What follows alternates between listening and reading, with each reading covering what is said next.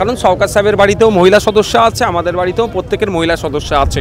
আমরা চাইবো আমাদের প্রত্যেকের বাড়ি মহিলা সদস্যরা সুরক্ষিত থাকুক, নির্বিঘ্নে থাকুক, নিশ্চিন্তে থাকুক। আর আজকে আমাদের রাস্তায় নামা হয়েছে, একদিকে যেমন তিলোত্তমা বিচার পায়, সাথে সাথে এমন বিচার দৃষ্টান্তমূলক শাস্তি দেওয়া হোক খুনিদের, দোষীদের, ধর্ষকদের, যাতে করে আগামী দিনে এই অন্যায়গুলো করতে কেউ সাহস না পায়।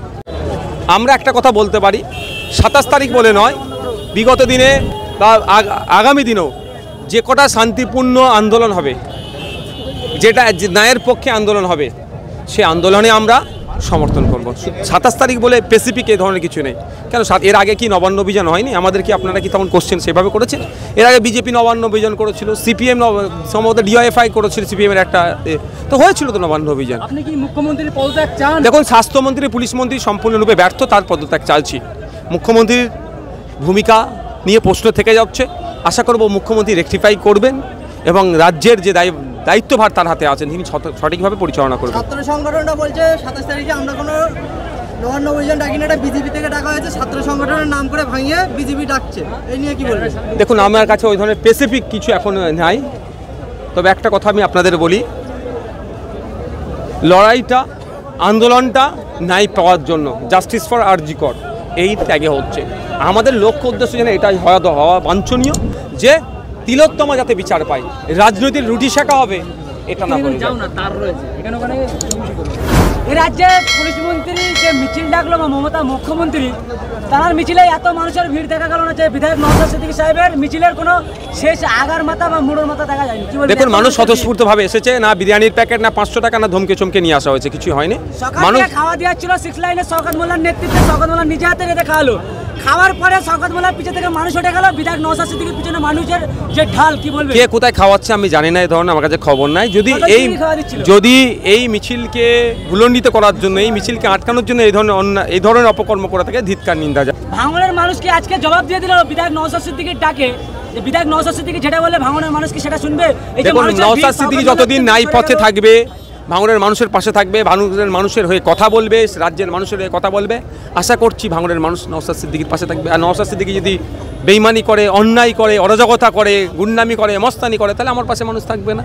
একদম ক্লিয়ার কথা এটা। আজকের মিছিলের মুড়ো খুঁজে পাওয়া যায়নি, কি বলবেন? এত মানুষের ভিড়, মানুষ ইতিহাস তৈরি করেছে।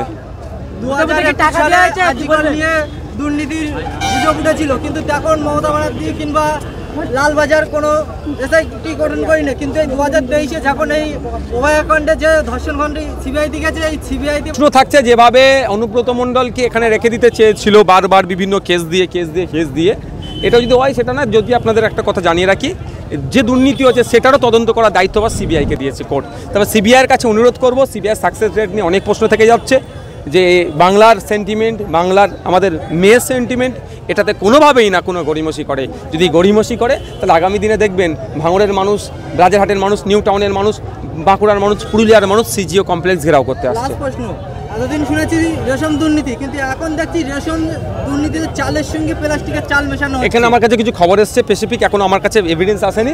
আমি অনুরোধ করছি মিডিয়ার মাধ্যমে, যদি কারো কাছে চালে এই ধরনের আসে, যারা চাল ডিলার থেকে নেবেন, সাথে সাথে সে সময় একটা ভিডিও করবেন এবং সেই ডিলারের ওখানকার ভিডিওটা করে রাখবেন, ওটা নিয়ে আমাকে দিন।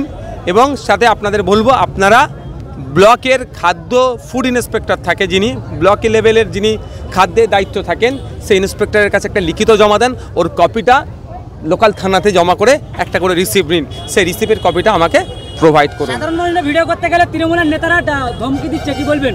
মারধর করছে। ভাঙড় বিধানসভাতে ঘটে, ভাঙড় শুধু বিধানসভা নয়, সারা রাজ্যে এটা ঘটনা ঘটছে। ওদের অন্যায়কে আপনি এক্সপোজ করতে পারবেন না, কিন্তু এইভাবে ধমকে চমকে চলে না।